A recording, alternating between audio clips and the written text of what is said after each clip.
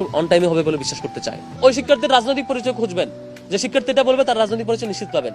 Without রাজনৈতিক identity ছাড়া যদি কোনো শিক্ষার্থী এরকম বলে, আমার সাথে বসায় দিবেন, তার কাছে আমি রিকমেন্ডেশন দেবো। আর কিভাবে করলে এটাকে পাবলিক সংগঠন বলে। গত এই 5-7 মাস সময়ে ছাত্র শিবির যে ম্যাসিভ পর্যায়ে প্রোগ্রাম করছে, পাবলিক ইভেন্ট, তার ধারে কাছে কোনো সংগঠন করে নাই। তাও যদি কেউ এটা অভিযোগ দেয়, তার কাছ থেকে আমি রিকমেন্ডেশন চাইবো, ভাই আর কিভাবে কাজ করতে পারি, রিকমেন্ডেশন দিবেন। আমার সংগঠনের কমিটি তো আমি দেই ভাই, আপনি তো দেন না। এখন যদি আমি কমিটি দেই নাই আর আমার উপর বলে যে কমিটি দাও, তাহলে কি আমার সংগঠনের পুলিশ আপনি ঠিক করবেন? তাহলে এটা তো ডাবল স্ট্যান্ডার্ড গিরি।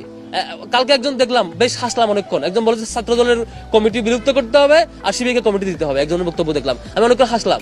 মানে অদ্ভুত ব্যাপার, শিবির কমিটি সে দিবেন, আমি দিব। আমরা শিক্ষার্থীদের কমিটমেন্ট দিয়েছে, তো আমরা আমাদের কর্মসূচি কিভাবে চালাবো সেই কমিটমেন্টের বেসিসে চালাচ্ছি। কারো বাইরের মানে ফেব্রিকেটেড প্রস্তাবনা, কারো হচ্ছে সাজানো গুছানো প্রস্তাবনা, উদ্দেশ্য প্রণোদিত কথার ভিত্তিতে শিবির চলে না। শিবির তার দলীয় নির্দিষ্ট প্রিন্সিপালের ভিত্তিতে ছাত্র শিবির চলবে এবং সেই কমিটমেন্ট অনুযায়ী শিবির চলছে আর কি। আমাদের রিকমেন্ডেশন ছিল রাজনৈতিক সংগঠনগুলোর প্রতিনিধিরা তাদের হলে থাকবে আবাসিক শিক্ষার্থী হিসেবে, তার রাজনৈতিক পরিচয় কোনো ধরনের ফেভার পাওয়া কিংবা কোনো ধরনের চাপের মুখোমুখি হওয়ার কারণ হবে না। তার রাজনৈতিক পরিচয়, সে তার মতামত প্রকাশ করতে পারবে, পলিটিক্যাল প্র্যাকটিসগুলো বিশ্ববিদ্যালয়ে এরিয়া কেন্দ্রিক করবে। এটা আগেও বলেছিলাম আমরা।